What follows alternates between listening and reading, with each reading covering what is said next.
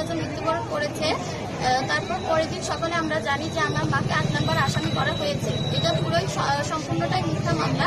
আমরা এই মিথ্যা মামলাটা প্রত্যাহার করতে চাইছি। আপনার চাচার নামটা কি ছিল? সুরজ আলুরা। কি কারণে মৃত্যুবরণ করেছে? আমরা স্ট্রোক করেছে বলা হয়েছে, আমরা তাকে হত্যা করেছি। তো সেটাই ক্লিয়ার করো, হয় থামান কতটা করা লাগতো?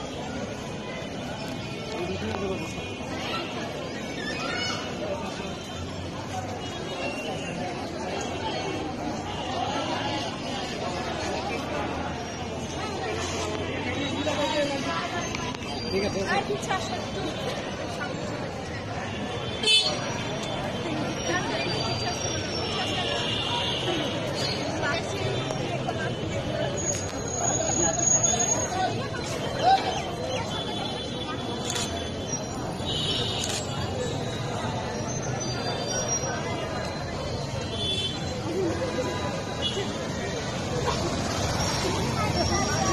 Thank you.